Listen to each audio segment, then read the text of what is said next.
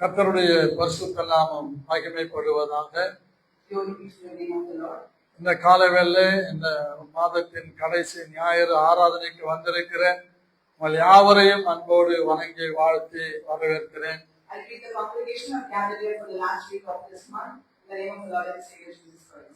அன்பான கர்த்தருடைய பிள்ளைகளே, வெளிப்படுத்தின விசேஷம் 16ஆம் அதிகாரம் 15வது வசனத்தை ஒருவர் வாசிக்க கேட்கலாம்.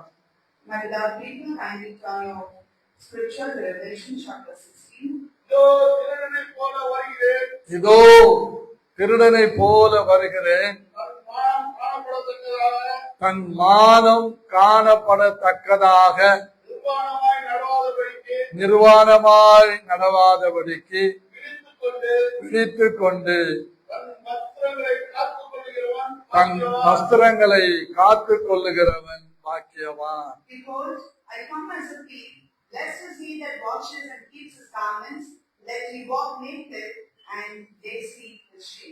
அன்பான கர்த்தருடைய பிள்ளைகளே, நிர்வாணத்தை மூடும் கர்த்தர் என்கிற தலைப்பிலே நாம் செய்தியை கேட்க வந்திருக்கிறோம்.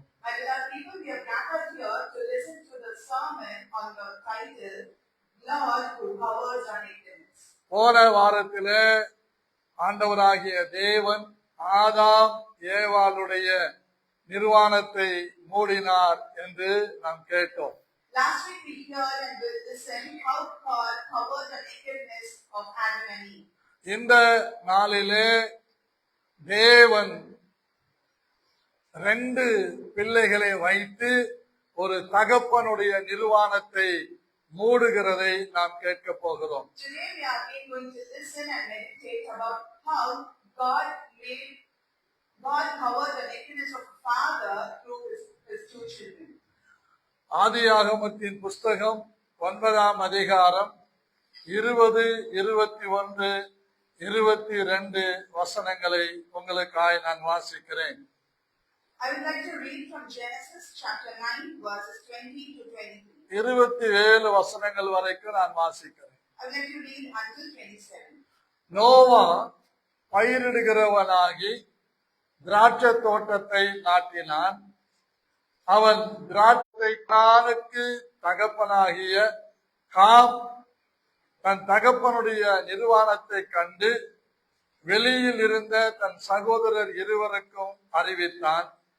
அப்பொழுது சேமும் யாப்பேத்தும் ஒரு வஸ்திரத்தை எடுத்து தங்கள் இருவருடைய தோல் மேலும் போட்டுக்கொண்டு பின்னிட்டு வந்து தங்கள் தகப்பனுடைய நிர்வாணத்தை மூடினார்கள். அவர்கள் எதிர்முகமாய் போகாதபடியினாலே தங்கள் தகப்பனுடைய நிர்வாணத்தை காணவில்லை. நோவா திராட்சரசத்தின் வெறி தெளிந்து விழித்த போது தன் இளைய குமாரன் தனக்கு செய்ததை அறிந்து, கானான் சபிக்கப்பட்டவன், தன் சகோதரிடத்தில் அடிமைகளுக்கு அடிமையாய் இருப்பான் என்றான். சேமுடைய தேவனுக்கு ஸ்தோத்திரம் உண்டாவதாக. கானான் அவனுக்கு அடிமையாயிருப்பான். யாப்பேத்தை தேவன் விருத்தியாக்குவார். அவன் சேமுடைய கூடாரங்களில் குடியிருப்பான். கானான் அவனுக்கு அடிமையாயிருப்பான் என்றான்.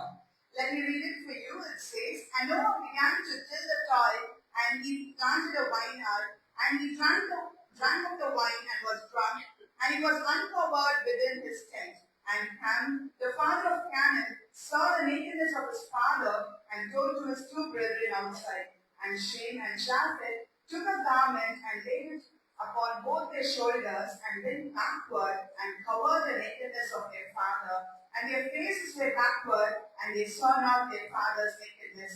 And Noah awoke from his wine, and knew what his younger son had done unto him. And he said, Cursed be Canaan, and a servant of servants shall he be unto his brethren. And he said, Blessed be the Lord God of Shem, and Canaan shall be his servant.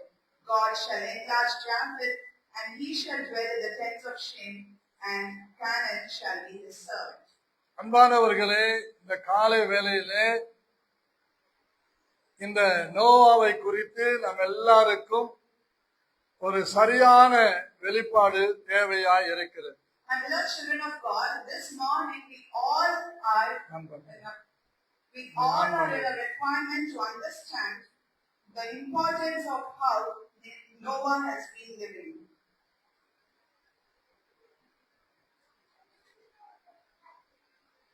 நோவாவை குறித்து நம்ம எல்லாருக்கும் தெரியும். 6ஆம் அதிகாரத்தில் அவனை குறித்து படிக்கிறோம். நோவா தன் காலத்தில் இருந்தவர்களுக்குள்ளே நீதிமானும் உத்தமனும் என்று வேதம் சொல்லுகிறது. கிருபை பெற்றவனுமாயிருந்தான். கர்த்தர் பேழையை செய்ய அவனுக்கு பலன் தந்தார். பேழையை செய்தான். அவன் குடும்பமும் மற்றவர்களும் காப்பாற்றப்பட்டார்கள் என்பது நமக்கு எல்லாருக்கும் தெரிந்த ஒரு செய்தி. We all know about Noah. From Genesis chapter 6, we could see that he was with God. It says, these are the generations of Noah. Noah was a just man and a righteous man, perfect in his generation, and Noah walked with the Lord. And God asked Noah to build an ark to protect his own people. இந்த நோவாவினுடைய படகு Ararat மலையிலே போய் நின்ற பிறகு அவர்கள் இறங்கி வந்து பலுகி பெருகுகிறதை நாம் பார்க்கிறோம். We could see that after the ark went and landed on Mount Ararat, Noah's family and the animals which were with Noah multiplies and it develops. இந்த நோவாவை நாம் எல்லாரும் வேதத்திலே நீதிமானாக உத்தமனாக கிருபை பெற்றவனாக கண்டாலும் இந்த விஷயத்திலே அவன் மிஸ் பண்ணுகிறதை நாம் பார்க்கிறோம். I love people, despite we see Noah as a just, righteous and a graceful man in the eyes of the Lord, yet in this particular subject we could see him doing a sin. இங்கே நோவா நிர்வாணமாய் இருந்தான் என்று வந்ததினாலேதான் கொஞ்சம் யோசிக்க வேண்டியதா இருக்கிறது. நிர்வாணமாய் இல்லாமல் திராட்சரசத்தினாலே மயங்கி இருந்தான் என்று சொன்னால் ஆவிக்குரிய ஜீவியத்திலே ஆவியானவருக்குள்ளே அவன் நிறைந்திருந்தான் என்பது பொருள். Since it's mentioned here, he was drunk and he was not aware of his nakedness and he was laid aside. Just because of this particular statement, we have to think he has done a mistake. If we thought it was mentioned that he was asleep, he was deep asleep and he was not in consciousness, we could have understood that he is in spirit and God is with him. ஆகவே வேதத்தில் ஆதாரம் இருக்கிறது. மதுபானம் குடியாமல் வெறித்திருக்கிறவளே கேள் என்று ஏசாயா 51ஆம் அதிகாரத்திலே 22வது வசனத்திலே நாம் பார்க்க முடியும். My dear people, if we could check on in Isaiah chapter 51 verses 2, it says, நம்முடைய ஜனத்துக்காக வழக்காட போகிற உன் தேவனானவர் சொல்லுகிறது என்னவென்றால், இதோ கர்த்தரின் பாத்திரத்தை உன் கையிலிருந்து நீக்கிப் போடுகிறேன். 21 படிக்கும். ஆகையால் சிறுமைப்பட்டவளே கேள். மதுபானம் குடியாமல் வெறிகொண்டவளே நீ கேள். ஆமா, இது எதை காட்டுகிறது என்றால் அப்போஸ்தலர் நடபடிகள்ல 2ஆம் அதிகாரத்திலே சீஷர்கள் எல்லாரும் பரிசுத்த ஆவியினால் நிறைந்து அவர்கள் பற்பல பாஷைகளை பேசுகிறதை அந்த ஊரார் எல்லாரும் கண்டு நான் தம் பாஷைகளை பேசுகிறதை கேட்கிறோமே, இவர்கள் எல்லாரும் வெறி கொண்டவர்கள், மதுபானத்திலே வெறி கொண்டிருக்கிறார்கள் என்று சொல்லுகிறதை நாம் பார்க்கிறோம். The scripture says in 21, therefore, hear now this, you afflicted and drunken, but not with wine. Why we are reading this here? Because in Acts, in chapter 2, when the apostles were filled with Holy Spirit on the day of Pentecost, they started to speak different languages. They started to speak in tongues. People those who watched them, they understood that they are speaking multiple languages. Maybe they were drunken, maybe they were unconscious, maybe they wanted to freak out, and that's the reason they are speaking it out. அப்பொழுது அவர்கள் சொன்னது என்ன? இவர்கள் மதுபானத்தினால் நிறைந்திருந்து பிதற்றுகிறார்கள்.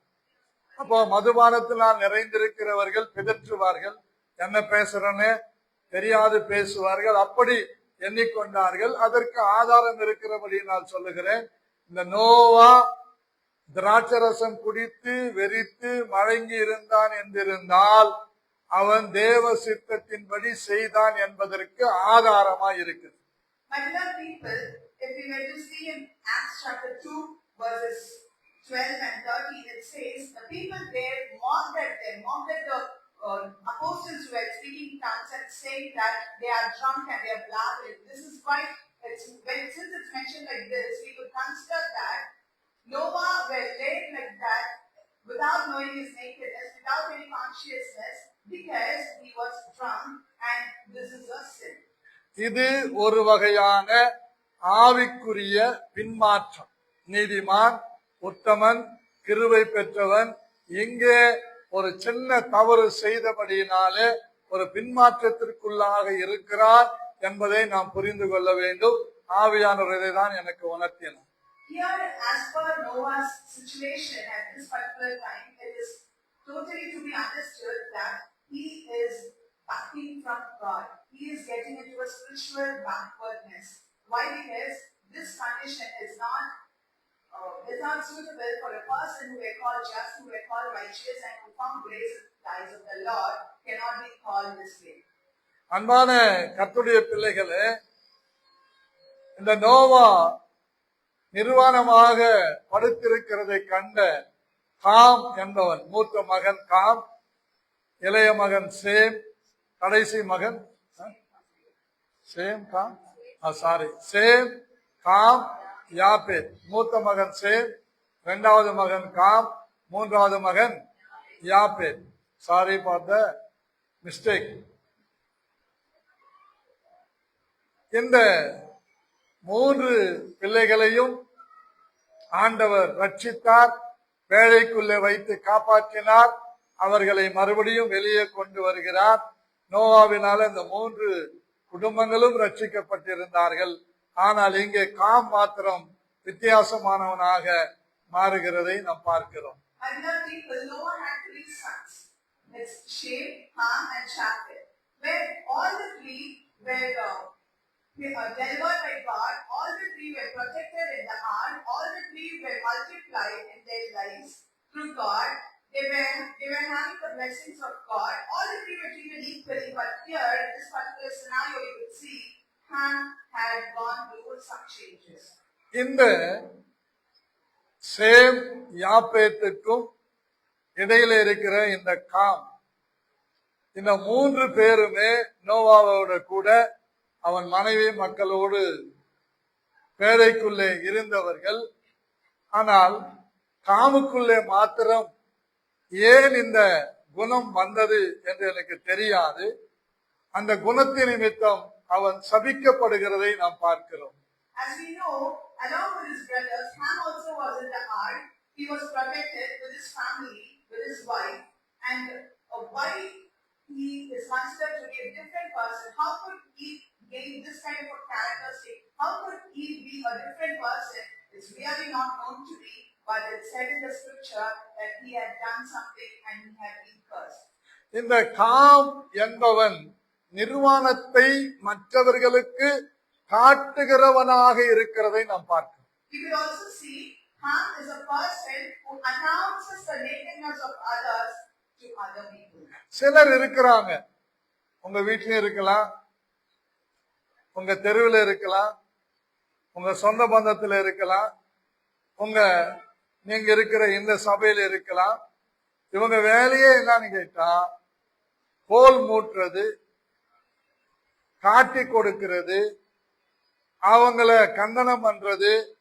இந்த மாதிரி குணம் யாருக்கெல்லாம் இருக்கிறதோ அவர்கள் தான் காமின் ஆவியை உடையவர்கள், அவர்கள் சபிக்கப்பட்டவர்கள்.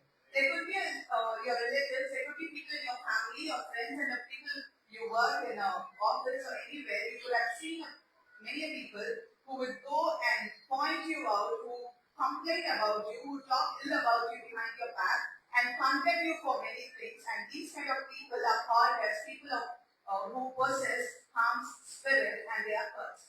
இவர்கள் வாசல் வழியாய் வரமாட்டார்கள், பக்க வழியாய் செவிரேகர் குதிச்சு பின்வாசல் வழியா உள்ள வர்றவங்க பேரு நாங்க திருடன்.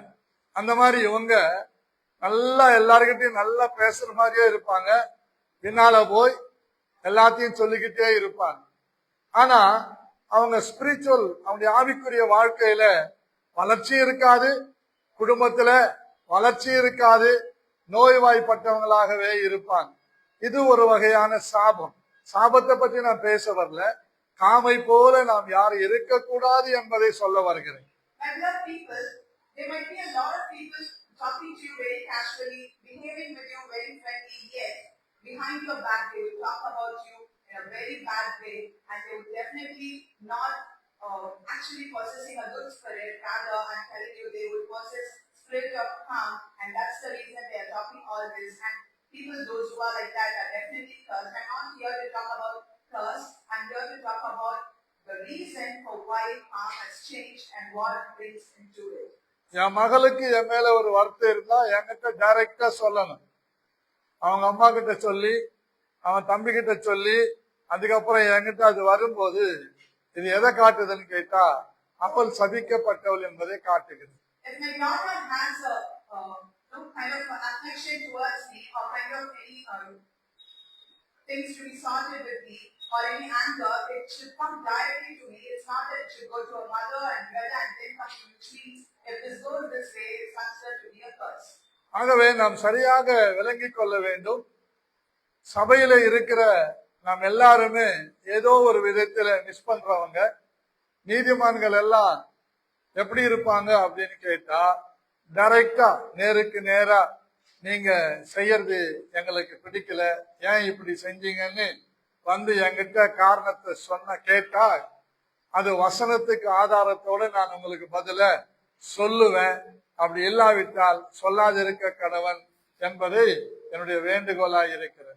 Other people, there might be a lot of discrepancies and there might be a lot of difference of opinion, but in the church here among you all, if you have anything like that to be sorted out with the pastor, a just man, a righteous man would definitely come directly to the pastor asking for an explanation why this has happened. We are not interested in it. This looks like a dislike to us.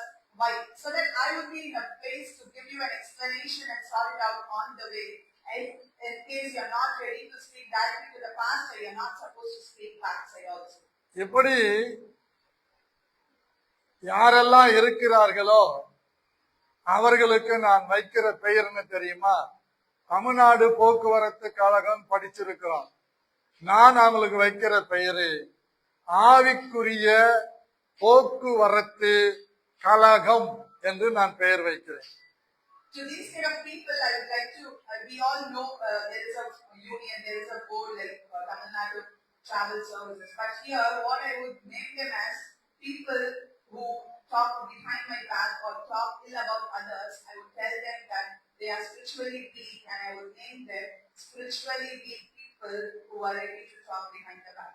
ஆகவே இன்றைக்கு நமக்கு தேவையானது என்னவென்றால், நாம் ஒவ்வொருவரும் சேமை போல, யாப்பேத்தை போல யாருடைய நிர்வாணத்தை குறித்தும் கவலைப்பட்டு கொண்டிராமல் நிர்வாணங்களை மூடுகிற வஸ்திரங்களை உடையவர்களாய் நாம் இருக்க வேண்டும் என்று தேவன் விரும்புகிறார். Today I am here to talk about how Shem and Japheth covered the nakedness of their father without washing it with a cloth. We are expected to be people of that sort, and God wants us to be a people of righteousness and with the just, where we would not announce or declare the nakedness of others and showcase it to others for their goodness. இந்த சேமும் யாப்பேத்தும் பிடித்திருந்த அந்த வஸ்திரத்துக்கு நான் 4 பெயர்களை கொடுத்திருக்கிறேன். I have named 4 different names for the garment that Shem and Japheth held in their hands. முதலாவதாக அவர்கள் கையில இருந்த அந்த வஸ்திரம், நோவாவுடைய நிர்வாணத்தை மூடுகிற அந்த வஸ்திரத்துக்கு பெயர் என்னவென்றால் ரட்சிப்பின் வஸ்திரம். The first name that I would give to the garment that they held in their hand to cover their father's nakedness is the garment of salvation. அதற்கு ஆதாரமாக வேதத்திலே ஏசாயா 61ஆம் அதிகாரம் 10வது வசனத்தை நீங்கள் படிக்க விரும்புகிறேன். In reference to it, I would like to ask you to read from Isaiah chapter 61 verse 10. கர்த்தருக்குள் பூரிப்பாய் மகிழுகிறேன், தேவனுக்குள் என் ஆத்துமா கலிகூறுகிறது. மணவாளன் ஆபரணங்களினால் தன்னை அலங்கரித்துக் கொள்ளுகிறதற்கும் மணவாட்டி நகைகளினால் தன்னை சிங்காரித்துக் கொள்ளுகிறதற்கும் ஒப்பாக அவர் எனக்கு ரட்சிப்பின் வஸ்திரங்களை உடுத்தி நீதியின் சால்வையை எனக்கு தரித்தார். I will greatly rejoice in the Lord, my soul shall be joyful in my God, for he has clothed me with the garments of salvation, he has covered me with a robe of righteousness, as a bridegroom decks himself with ornaments, and as a bride adorns herself with shreds. நான் இரட்சகராகிய இயேசு கிறிஸ்துவை ஏற்றுக்கொண்டிருக்கிறேன், அவர் பிள்ளையாய் இருக்கிறேன். பிதா குமாரன் பரிசுத்த ஆவியின் நாமத்தினாலே மூழ்கி ஸ்நானம் பெற்று சபையிலே நான் ஒரு அவயவமாக இருக்கிறேன் என்று சொல்லுகிறவர்களுக்குள்ளே ஒரு வஸ்திரம் இருக்கிறது, அது ரட்சிப்பின் வஸ்திரம். People those who say, I have been delivered by the Spirit of the Lord, I have been baptized in the name of the Lord, Father, Son, and the Holy Spirit. I have accepted Christ as my Savior. I have been infilled by the Holy Spirit. I have been anointed by the Holy Spirit, and I am a believer. Whoever says this, I will tell you, definitely you are having a garment of salvation with you. இந்த ரட்சிப்பின் வஸ்திரம் உடையவர்கள் செய்கின்ற காரியங்களை குறித்து நான் சொல்லி அடுத்த பகுதிக்கு போக நான் விரும்புகிறேன். I would like to highlight few things what people who hold the garment of salvation will possess and move to the next topic. ஆவியானவர் இப்பொழுது அந்த வார்த்தைகளை எனக்கு உணர்த்துகிறபடியினால் உங்களுக்காக அவைகளை வாசிக்க நான் விரும்புகிறேன். Just the Spirit of the Lord insisted me to highlight these verses. I would like to read it for you. அன்பான கர்த்தருடைய பிள்ளைகளே, நாம் தீமோத்தேயு நிருபத்திற்கு நேராக திருப்பிக் கொள்ளலாம். My beloved children of God, let's turn our scripture to the book of Timothy. தீமோத்தேயு புஸ்தகத்தை நீங்க திருப்பிக் கொள்ளுங்க. என் பைபிள் கொஞ்சம் மழையில நனைஞ்சிச்சு, அதனால பேப்பர் ஒட்டி கிடக்குது.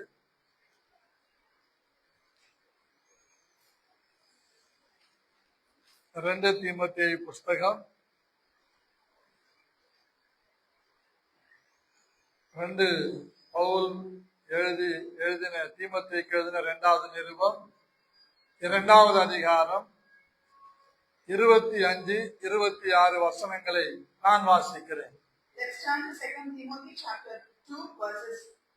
எதிர்பேசுகிறவர்கள் சத்தியத்தை அறியும்படி தேவன் அவர்களுக்கு மனம் திரும்புதலை அருளத்தக்கதாகவும் பிசாசானவுடைய இச்சைப்படி செய்ய அவனால் பிடிபட்டிருக்கிற அவர்கள் மறுபடியும் மயக்கம் தெளிந்து அவன் கண்ணிக்கு நீங்கத்தக்கதாகவும் சாந்தமாய் அவர்களுக்கு உபதேசிக்க வேண்டும். It says in 25:26, in meekness instructing those that oppose them, if God perhaps will give them repentance to the acknowledging of the truth, and that they may recover themselves out of the share of the devil, who are taken captive by him as his will. பிசாசனுடைய இச்சைகளின்படி செய்ய அவனால் பிடிபட்டிருக்கிற அவர்களை மறுபடியும் மயக்கம் தெளிய வைக்க நம்ம சாந்தமா அவர்களுக்கு உபதேசிக்க வேண்டும். It says anybody should, when they try to preach or teach to the people who are snared by the devil or the evil spirit or possessing evil spirit, we have to tell them in meekness and not a word strong. கர்த்தருடைய உபதேசம் வில்லின் மேல் இறங்குகிற பனியை போல இருக்குது. The devotion of the Lord, the preaching of the Lord dwells like a dew over the grass. ஆகவே இந்த same யாப்பேத்திடம் இருந்த வஸ்திரம் சாந்தமான உபதேசம் ஆகிய ரட்சிப்பின் வஸ்திரம். My beloved people, I would like to tell you the garment that Shane and Japheth held is considered to be a doctrine filled with meekness. இந்த ரட்சிப்பின் வஸ்திரம் சேமும் யாப்பேத்தும் அவர்கள் கையில வைத்திருந்தபடியினால் தகப்பனை அவமானப்படுத்த மனமில்லாமல், தகப்பனை அசிங்கப்படுத்த மனமில்லாமல் அந்த தகப்பனுக்கு ஒரு உணர்வு உண்டாகத்தக்கதாக, மனம் திரும்புதல் உண்டாகத்தக்கதாக இந்த வஸ்திரத்தினாலே அவர்கள் மூடினார்கள் என்பதை நாம் விளங்கிக் கொள்ள வேண்டும். It's very important for us to understand that since Shem and Japheth had this garment of salvation, they wanted their father to realize and repent for what he has done, and for him to understand what the fact is, they went and covered him with the garment of salvation. இங்கே சொல்லப்பட்டு இருக்கிறது, பிசாசுகளுடைய இச்சைகளின்படி செய்ய பிடிபட்டிருக்கிறார்கள். இப்படி பிடிக்கப்பட்டவர்களை விடுதலை ஆக்குவது நம்முடைய ஆத்திரம் அல்ல, நம்முடைய கோபம் அல்ல, நம்முடைய அடிதடிகள் அல்ல. அவனை சரிப்படுத்த வேண்டும் என்றால் சாந்தமாய் உபதேசிக்க கூடிய ரட்சிப்பின் வஸ்திரத்தை உடையவர்களாய் நாம் ஒவ்வொருவரும் இருக்க வேண்டும். My beloved people, the scripture says very clearly, the people those who are taken captive by the will of the Satan, and he has covered them according to his will, according to his temptation. Whoever is being covered this way, we are not supposed to go and give them a strong advice or a condition, but we have a right to talk to them with meekness, spread the doctrine with meekness, and when we do it, definitely there will be a change. நிறைய பேர் இப்படி சொல்லுவாங்க, விபத்துல கீழே விழுந்து அடிபட்டுச்சு சொன்னா அவன் குட்டுத்தனமா போயிருப்பான், எங்கேயோ பார்த்துக்கிட்டு போயிருப்பான், அவன் இஷ்டத்துக்கும் போயிருப்பான், அதனால்தான் அவன் விழுந்துட்டான். அவனை பார்த்தோன்னு சொல்லுவாங்க, பார்த்து போக கூடாதப்பா, எச்சரிக்கையா போக கூடாதப்பா அப்படின்னு. ஒரு நாளைக்கு இவங்க விழுந்தேன்னு வருவாங்க, இவங்களுக்கு மற்றவங்க தான் சொல்லுவாங்க. இன்னைக்கு நம்ம அப்படிதான் இருக்கிறோம். அடுத்தவங்களை சாட்டி சாட்டி சாட்டி பேசி நம்மை நாம் உணராம, நமக்குள்ள இருக்க ரட்சிப்பை அறியாம, மற்றொரு நிர்வாணத்தை மூடுறதுக்கு மனசு இல்லாம நாமளும் ஒரு நாளைக்கு நிர்வாணிகளா மாறப்போகிறோம் என்பது தெரியாம எச்சரிக்கையற்றவர்களாக வாழ்ந்து கொண்டிருக்கிறோம். நாம் எப்பொழுதும் ரட்சிப்பின் வஸ்திரம் உடையவர்களாய் இருக்க வேண்டும்.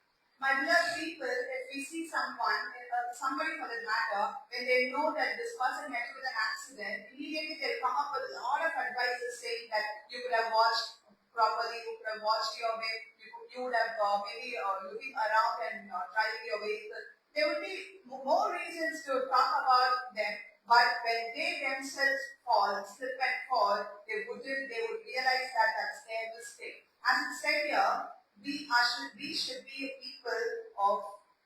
people who hold the garment of spirituality, who could cover others' nakedness, others' nudity, others' sin, others' covetousness, rather blaming everyone every time. You did this, you did that. Let's stop blaming them, because when we are put in that situation, when we have to face the situation of nakedness, then we would be in a pathetic state. ஆகவே இதற்கு சரியான ஒரே ஒரு வார்த்தை என்ன தெரியுமா? சங்கீதம் 19:12 இவ்விதமாய் சொல்லுகிறது, தன் பிழைகளை உணர்கிறவன் யார்?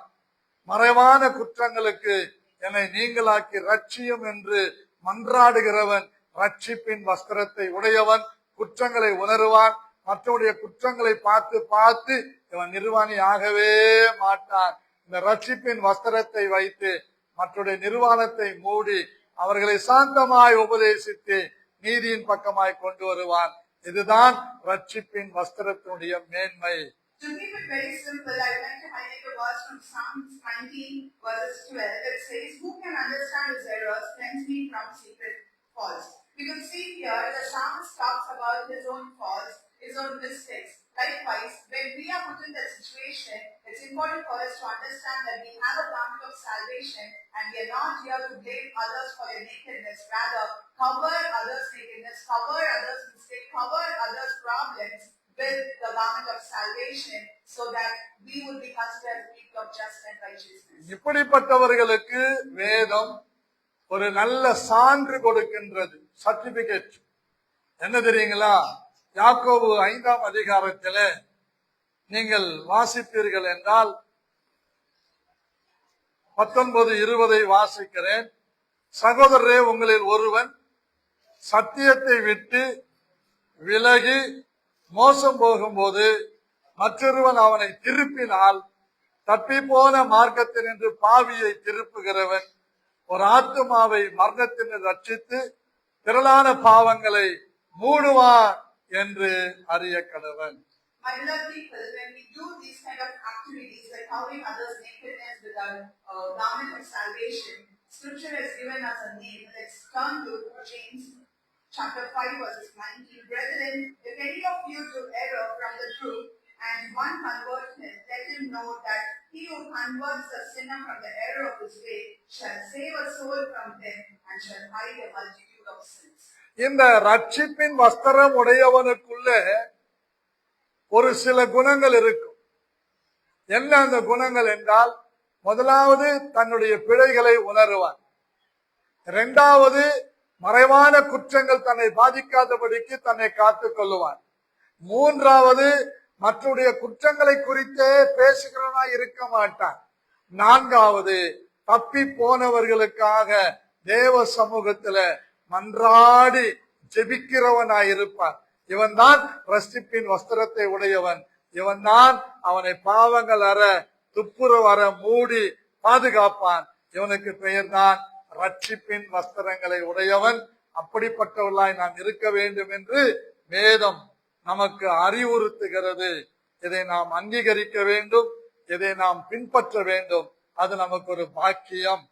We are expected to be a people of holding garments of salvation, and people who hold the garment of salvation, who wear the garment of salvation, have 4 beautiful qualities, 4 good virtues to do. And let me tell you what it is. First, they would realize their mistakes. Second, they would protect themselves from the needed mistakes. Third, they wouldn't talk about others or wouldn't backbite about others at any point of time. Fourth, they would take up intercessory prayer for the people those who do multitude of sins, and they would cover their nakedness. Scripture expects us to be a people who holds the garment of salvation and do this way. இரண்டாவதாக நான் சொல்ல வருகிற வஸ்திரம் என்னவென்றால், நீதியின் அடையாளமான வஸ்திரம். Secondly, the garment that I would like to talk about is garment of righteousness. ஏசாயா 59 அதிகாரம் 17வது வசனம் இப்படியாய் சொல்லுகிறதை வாசியுங்கள். அவர் நீதியை மார்க்கவசமாக அணிந்து அண்டர்லைன் பண்ணிக்கொள்ளுங்க. இயேசு கிறிஸ்து தேவாதி தேவன் நீதியை மார்க்கவசமாக அணிந்து ரட்சிப்பு என்னும் சீராவை தம்முடைய சிரசில் தரித்து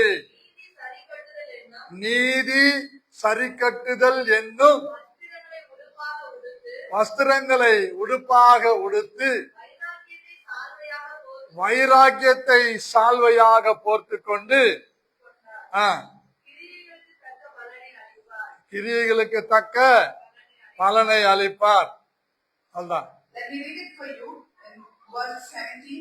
It says, "For he put on the righteousness as a breastplate, and a helmet of salvation upon his head, and he put on the garments of vengeance for clothing, and was clad with zeal as a cloth. According to their deeds, accordingly he will repay fury to his adversaries." நீதி சரிக்கட்டுதல் என்னும் வஸ்திரம். When you talk about the garment, it says it's a garment of vengeance.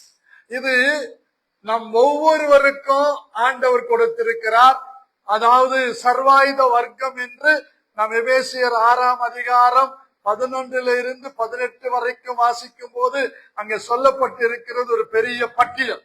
My beloved people, God has given this particular garment to all of us, and we all know, we could read it from Ephesians. ரட்சண்ய தலை சீரா, that is one of the helmet. Salvation is helmet for each and everyone.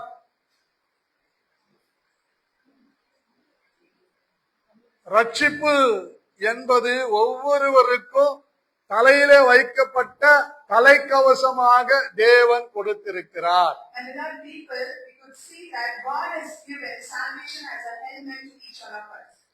நான் ரட்சிக்கப்பட்டிருக்கிறேன், என்னை எந்த தீங்கும் அணுகாதபடி எதிரிகளிடத்திலிருந்து என்னை காத்துக் கொள்ளுகிற நீதி என்கிற மார்க்கவசத்தை நான் அணிந்து கொண்டிருக்கிறேன்.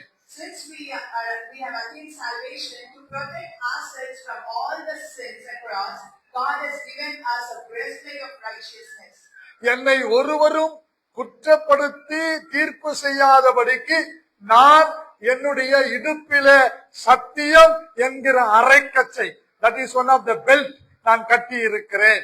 I don't want anyone to judge me and consider me as an unrighteous person, unjust person, so I have worn a belt across my head. விசுவாசம் என்னும் கேடகம் என் கையிலே இருக்கிறது. நான் விசுவாசம் உடையவனாய் இருக்கிறேன். I have the armor of God and a faith, a knife of faith in my hand, so I consider myself faithful. ஆவியின் பட்டயமாகிய கருக்குள்ள பட்டயம் என்னிடத்தில் இருக்கிறது. It was a shield of faith. Sorry, now I hold on to the sword of spirit, and which is a great thing that God has given, and it's a word of God, and I hold on to it. சமாதானத்துக்குரிய ஆயத்தம் என்கிற பாதரட்சைகள், shoes or boots, any one. I also hold a shoe of peace that is required for everyone. இவையெல்லாம் தான் ரட்சிக்கப்பட்டவர்களுக்கு தேவன் கொடுத்திருக்கிற சர்வாயுதம். இந்த சர்வாயுதம் யாருக்கிட்ட இருக்குதோ அவங்க எல்லாவற்றையும் ஜெயிப்பாங்க, ஜெயமுள்ளவர்களாய் வாழ்வாங்க, யாருக்கு முன்னாலேயும் ஜெயமாகவே இருப்பாங்க. These are the armor of God that God has given to the people who have attained salvation, who are delivered by His Spirit, and to all the people, those who hold on this, nobody can be affected with any kind of unjust act that come across their way. நன்றாக கவனிக்க வேண்டும் பிரியமானவர்களே, இந்த நீதி சரிக்கட்டுதல் என்கிற ஒரு வஸ்திரம் நம்ம மேல இருக்கிறது. அதுதான் சேம் யாப்பேத் கையில இருந்தது. அந்த நீதி சரிக்கட்டுதல் வஸ்திரத்தை தகப்பனுடைய நிர்வாணத்தின் மேல் மூடினார்கள். தகப்பனுடைய நிர்வாணத்தை அவர்கள் காட்டவில்லை. My beloved children of God, we have a garment of vengeance, and the same garment of vengeance was the hands of Shem and Japheth. Therefore, they covered it on their father, and that's when they did not showcase the nakedness of their father. இந்த நீதி சரிக்கட்டுதல் என்கிற இந்த வஸ்திரம் எதுக்குள்ள அடங்கி இருக்கிறது என்றால் ஆவியின் கனிகளுக்குள்ளே அடங்கி இருக்கிறது. If you were to ask me where is garment of vengeance hide, I will tell you it hides with the fruits of the Spirit. அன்பு திரளான பாவங்களை மூடும். உங்களுக்கு எல்லாருக்கும் தெரியும், 2 கொரிந்தியர் 13ஆம் அதிகாரம் படிச்சுக்கங்க வீட்டுல. 1 முதல் கடைசி வரைக்கும் சொல்லுது விசுவாசம், நம்பிக்கை, அன்பு. இந்த 3ல எது பெருசுன்னா, ஆனால் அன்பே பெரிது. இந்த அன்பே பெரிதுதான் நீதி சரிக்கட்டுதல் வஸ்திரம். இது கையில இருந்தா அநேகருடைய நிர்வாணத்தை மூட முடியும். We all know love covers most of the sins. As it said in 1 Corinthians chapter 13 verse 13, now abides faith, hope and love, these three, but the greatest of these is love. We all know love covers the nakedness of many. Love covers the sins of many. Love covers the problems of many. So we are expected to be filled with this love. 1 பேதுரு 4:8 நாம் வாசிக்கும் போது, எல்லாவற்றுக்கும் மேலாக ஒருவரில் ஒருவர் ஊக்கமான அன்புள்ளவர்களாயிருங்கள், அன்பு திரளான பாவங்களை மூடும். When we look up to 1 Peter 4:8, we could see that love covers most of the things, and above everything, fervent love among yourself, for love shall cover multitude of sins. நீதிமொழிகள் 10:12 சொல்லுகிறது, பகை விரோதங்களை எழுப்பும், அன்போ சகலான பாவங்களை மூடும். If we were to see from Proverbs 10 verses 12, it says, patience stirs up strife, but love covers all sins. பகை விரோதங்களை எழுப்பிக்கிட்டே இருக்கும். ஒருத்தர் பிடிக்கலன்னா அவன் தொட்டாலும் குத்தம், பட்டாலும் குத்தம். கிராமத்துல சொல்லுவாங்க, மாமி உடைச்சா மண் குடம், மருமக உடைச்சா பொன் குடம். இப்படிதான் அன்பு இருந்துச்சுன்னா பகை இல்ல, விரோதம் இல்ல, மாம்சத்தின் கிரியைகள் இல்ல. இதுதான் நீதி சரிக்கட்டுதல் என்ற வஸ்திரம். இது மற்றொரு நிர்வாணத்தை மூட கர்த்தர் ரட்சிக்கப்பட்ட நம் கையில கொடுத்திருக்கிறார். And love people, when we have hatred towards others or hatred in our hearts, we would see whatever they do, whatever they touch could be a kind of irritation, a kind of unjust feel would come to us. But let me tell you, when we possess love, when we possess the garment of vengeance that God has given in our hands, we would definitely cover a lot of sins with the love that God has given us. We would definitely cover a lot of nakedness from the people around. மூன்றாவது வஸ்திரம் சாயம் தீர்ந்த வஸ்திரம். My beloved people, the third garment is the dyed garment. ஆதாரம் ஏசாயா 63:1. Let's turn to book of Isaiah chapter 63 verse 1.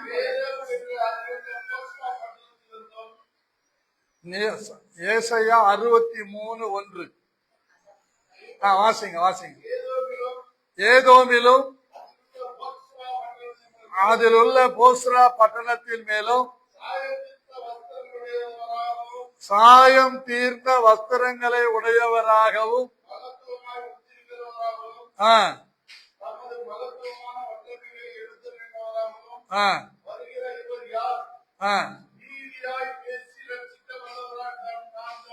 நீதியாய் பேசி ரட்சிக்க வல்லவராயிருக்கிற நான் தானே. Let's start to book of Isaiah chapter 63 verse 1. It says, "Who is this that comes from Edom with dyed garments from Bozrah?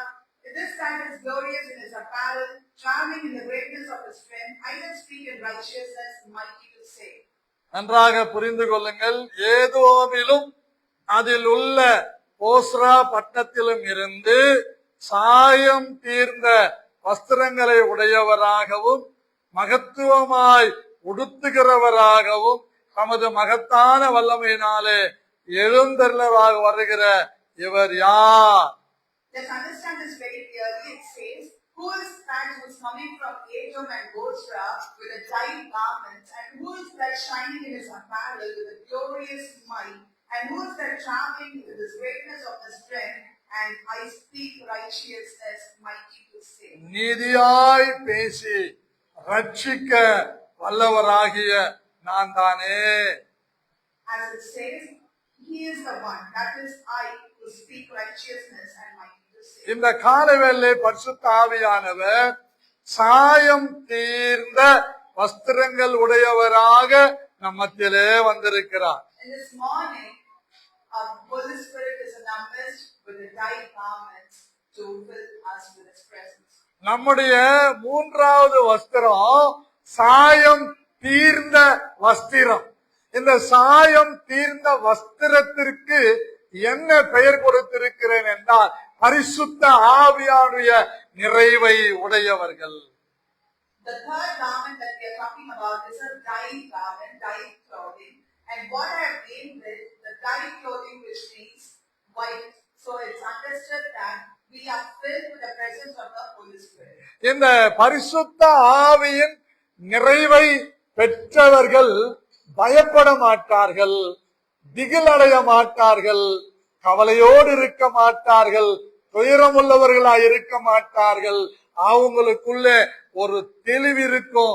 சாயம் தீர்ந்த வஸ்திரம். My beloved people, whoever possesses this particular garment or dyed garment would not fear anything, would not fear anybody, would not be afraid, would not be frightened about all the darkness that's coming their way. When we have the fullness of this dyed garment, fullness of the Holy Spirit, definitely we would shine.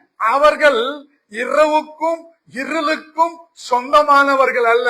அவர்கள் வெளிச்சத்தின் பிள்ளைகள், பகலின் பிள்ளைகளாயிருந்து கர்த்தருடைய சித்தத்தை நிறைவேற்றுவதற்கு பரிசுத்த ஆவியினுடைய நிறைவினால் நிறைந்திருக்கிறவர்கள். The people, those who possess the dyed garments, are not children of darkness or night. They are the children of light and purity. And when the fullness of this Holy Spirit fills them, and that's when they possess the garment that is dyed, so that it is very clear and pure. எப்படி பிள்ளைகள் படிக்கிற பயன்படுத்துகிற ஸ்லேட்டுக்கு ரெண்டு பக்கம் இருக்குதோ, எப்படி ஒரு மனுஷனுக்கு ரெண்டு கைகள் ரெண்டு கால்கள் இருக்குதோ, எப்படி ரெண்டு கண்கள் இருக்கிறதோ, எப்படி ரெண்டு மூளை இருக்கிறதோ, எப்படி ரெண்டு மூக்கு துவாரம் இருக்கிறதோ, அதுபோல இந்த பரிசுத்த ஆவியின் நிறைவை பெற்றவர்கள் தெளிவாகவும் திடகார்த்தமாகவும் தைரியமாகவும் எல்லாவற்றையும் கடந்து போகிறவர்கள், பாவத்தை தள்ளிவிட்டு விசுவாசத்தை துவக்கின இயேசு கிறிஸ்துவோட பொறுமையாய் ஓடுகிறவர்கள். My dear people, let's understand the fact very clearly. I would like to compare this with something. It's like a slate which has two different sides. Like we have two hands, two brains, two eyes, two ears, two nostrils in our nose.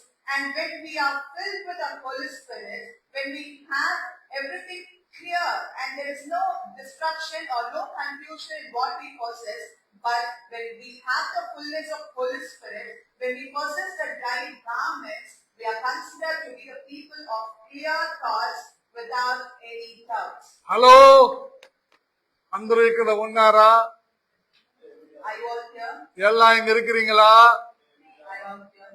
Hello, என்னை பாருங்கள். இப்பொழுது சொல்ல போகிற காரியத்தை கேளுங்கள்.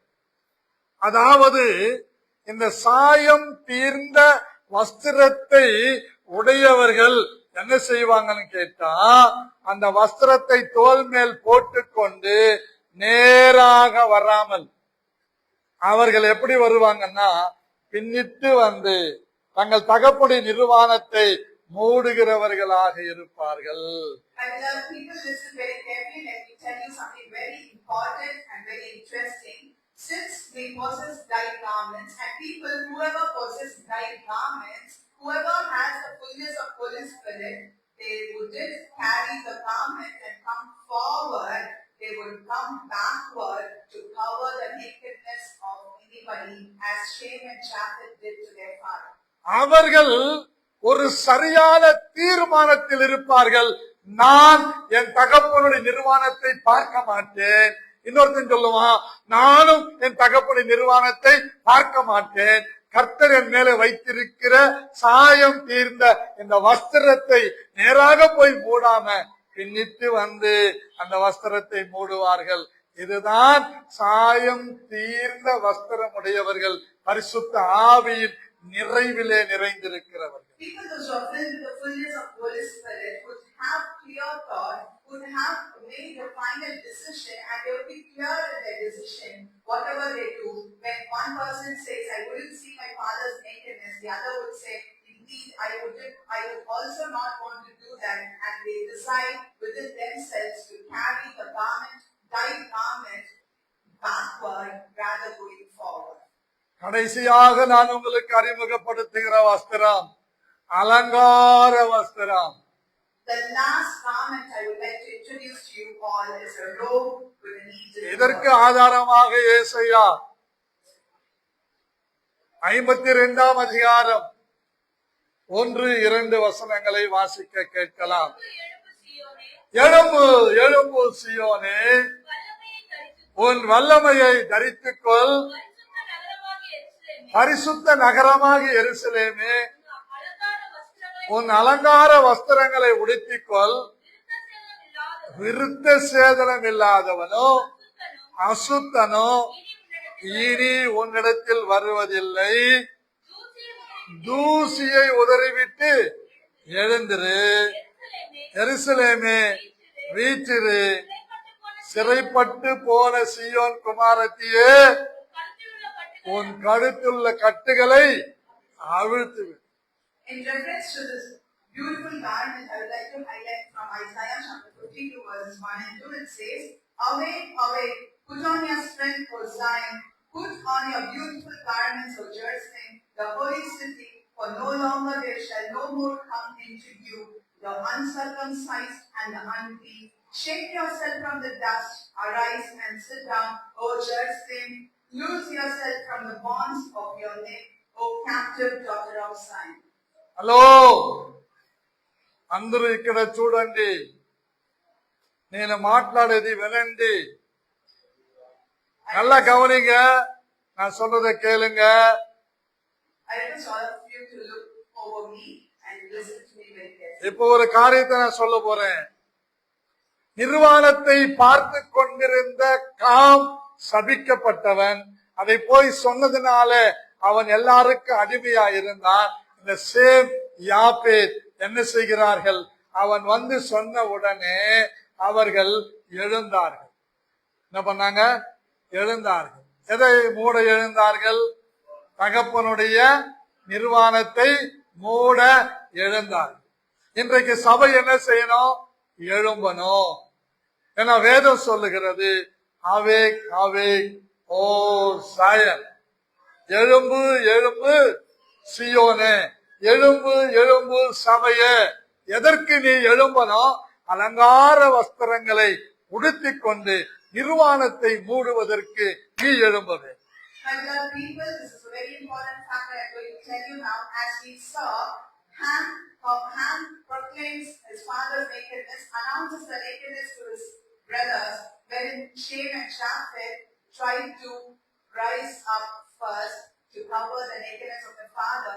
Likewise, we, the church, are requested to rise up, as it said, as we read now from Isaiah 52, it says, awake, awake, O Zion. Let me tell you, awake, awake, O church, wear on your beautiful garments. மரித்தோரை விட்டு எழுந்துரும் சொல்றாரு. நீ உட்கார்ந்து இருக்கிற இடத்தை விட்டு எழுந்துரும் சொல்றாரு. துன்மாவுடைய ஆலோசனையில கேட்டுக் கொண்டிருக்கிற இடத்தை விட்டு எழுந்துரும் சொல்றாரு. பாவிகள் உட்கார்ற இடத்துல உட்கார்ந்து இருக்கிற நீ அங்கிருந்து எழும்புன்னு சொல்றாரு. துன்மாவுடைய ஆலோசனையை கேட்டுக் கொண்டிருக்கிற அந்த இடத்தை விட்டு கிளம்புன்னு சொல்றாரு. இதுதான் எழுந்திரு எழுந்திருன்னு கூப்பிடுறாரு. My beloved people, God and the Spirit announces a lot of things to us. They give us a lot of counseling. It says, rise from the dead. Move out from the dead. Move away from the people those who are not righteous. Move away from the people those who are not just. Do not lay your way on the people those who are filled with unrighteousness. Do not lay your way. Do not go behind the people those who are unjust. So many things have been told to us, and that's why the people those who have a beautiful garment are expected to rise again, rose up, awake, and stand firm. நல்லா நீங்க புரிஞ்சுக்கணும். தெளிவா நீ யார கூட பேசு, உன் GPRS ஓப்பன்லயே இருக்கணும். எப்படி உன் போனுக்கு டவர் கிடைக்கலன்னா எவ்வளவு கஷ்டப்படுற, ரோட்டுக்கு வர்ற, மேல போற, கீழே சுத்துற, என்னன்னு கேட்டா டவரே கிடைக்கல. அந்த அலைச்சல்கள் தேவ ஆவியானவர்கிட்ட இருந்து வருகிற மகத்துவங்களை நாம் ரிசீவ் பண்ணக்கூடிய அந்த டவர் நமக்கு கிடைக்காதப்ப நம்ம அங்கலாய்க்கணும், அதற்காக அலறணும், அதற்காக துடிக்கணும், அதற்காக எழும்பணும். அலங்கார வஸ்திரத்தை உடுத்தி கொண்டு மற்றொரு நிர்வாணத்தை மூடணும். My beloved people, whatever you talk, wherever you talk, make sure that your connection with God, your connectivity with God does not get disrupted. If you wait to see when our mobile phone doesn't have a proper network, we have a lot of struggle within ourselves. We couldn't tolerate ourselves, and we run to find the connectivity, the connection wherever we could receive. We trying to go and sort it out. Likewise, make sure the connectivity between you and God will not be disrupted, cannot be disrupted at any point of time. We are expected to arise, we are expected to awake and shine like sun. சிலர் பாருங்க, சபைக்கு வருவாங்க, ஆவியில நிரம்பி குதிப்பாங்க, நல்ல அந்நிய பாஷையில பேசுவாங்க, பாயும் கீப்பாங்க. ஆனா அவங்க வேற ஒருத்தரோட சமரசமா இருப்பாங்க. My beloved people, if you went to see, there would be people who were delivered by the Holy Spirit, who were baptized, coming to the church regularly, doing a beautiful worship, speaking in tongues, and doing everything right, but their connection could not be directly with God, it would be with someone else. உலக சிநேகத்தோடு சமரசம் செய்து கொள்ளுகிறவன் கர்த்தருக்கு பகைஞனாயிருக்கிறான். உலக சிநேகத்தை எதிர்த்து நின்று எழுந்திருந்து வருகிறவன் அலங்கார வஸ்திரங்கள் தரித்துக் கொண்டு தேவனோடு சமரசம் வைக்கிறான். தேவனோடு சமரசம் வைக்கிறவன் எல்லா காலகட்டத்திலும் ஜெயித்து கொண்டே போகிறான், ஆசீர்வாதமாய் இருக்கிறான், நல்ல நிலையில வருகிறான். உலகம் அவனை பார்க்கிறது, உறவுகள் பார்க்கிறது, உணர்ந்தல் பார்க்கிறார்கள், அவனுடைய மாற்றங்களை அறிந்து ஆச்சரியப்படுகிறார்கள். இதுதான் ஆவிக்குரிய அலங்கார வஸ்திரம். My beloved people, whenever we are connected to the world and when we have friends in the world, we are considered to be enemies to God. We are considered to be third people to God. But when we destruct all those things that comes from the world and focus only on the Lord. We are considered to be the people who wear the beautiful garments and shine along with the Lord, and we would be the people who will cover the nakedness of others. Do not bring any kind of issues or problems to others. Just try to protect them and save them from everything.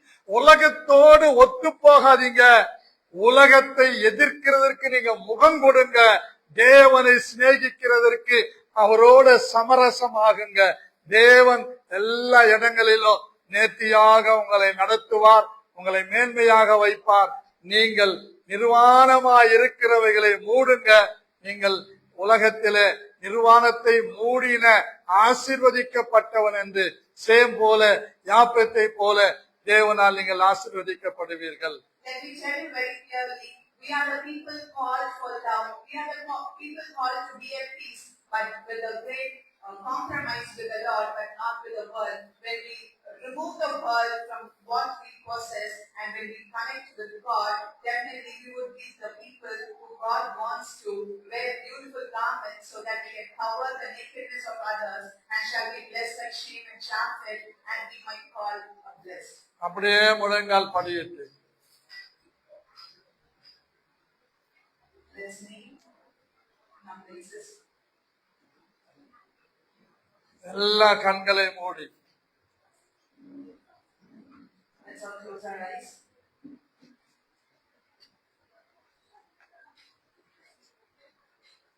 இதுவரைக்கும் நான் மற்றொரு நிர்வாணத்தை பார்த்து பார்த்து அழுத்து போயிருக்கிறேன். மற்றொரு நிர்வாணத்தை நான் பார்த்து பார்த்து சோர்ந்து போயிருக்கிறேன் என்று சொல்லுகிறவர்கள் இந்த காலையிலே ஒரு தீர்மானம் எடுங்கள்.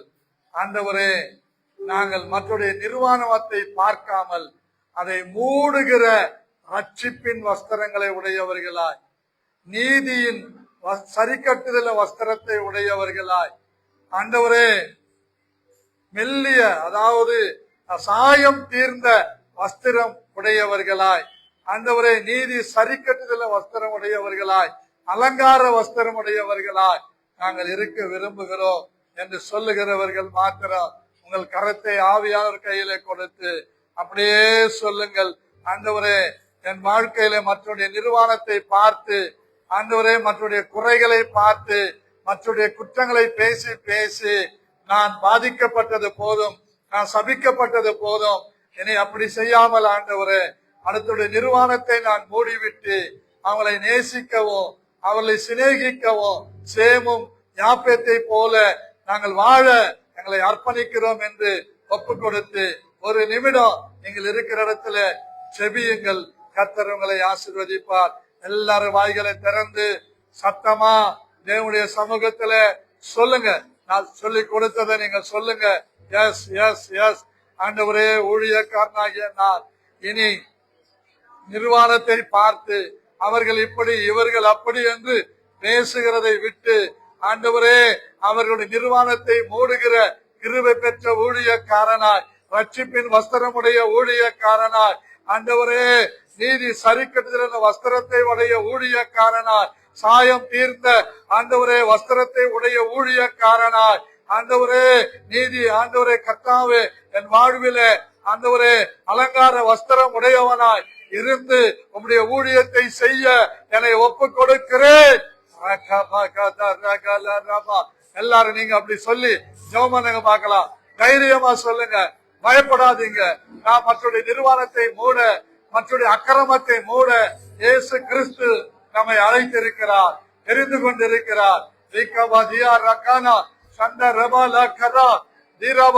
எத்தனை பேர் அப்படி ஒப்பு கொடுக்கிறீங்க? Yes yes yes yes yes thank you Jesus. Amen. Yes, இப்போ அதற்கான ஒரு புதிய அபிஷேகத்தை கர்த்தர் நம்ம மேல தருகிறார். அலங்கார வஸ்திரத்தை இப்ப உடுத்திக் கொள்ள புது பலனை நமக்கு தருகிறார். மன்னிக்கிற குணம், அன்பு காட்டுகிற குணம், அரவணைக்கிற குணம், மற்றவர்களை நேசிக்கிற குணம் ஆவியான ஒரு ஆளு நமக்கு கொடுக்கப்படுகிறது. விசுவாசிக்கிறவங்க மாத்திரம் ஆமென் சொல்லி கைகளை தட்டி ஆண்டவரே ஓரா நமகதா நிகமலரா இரமா, இது போதுமா? இது போதுமா? எஸ் எஸ் எஸ், இப்படி எல்லாம் ஆவியானவர் செய்யவே மாட்டார். ஆவியானவர் ஒரு மனுஷனுக்குள்ளே வந்தார், இடம் கொள்ளாமல் போகும் மட்டும் அவர் ஆசீர்வதிக்கிறவர், நிரப்புகிறவர். எஸ், உற்சாகத்தின் ஆவி, புது பலன் இப்பொழுது இப்பொழுது எங்கள் ஒவ்வொருவரையும் மூடுவதாக. இயேசு கிறிஸ்துவின் நாமத்தில் ஆமென். நம்ம எல்லாம்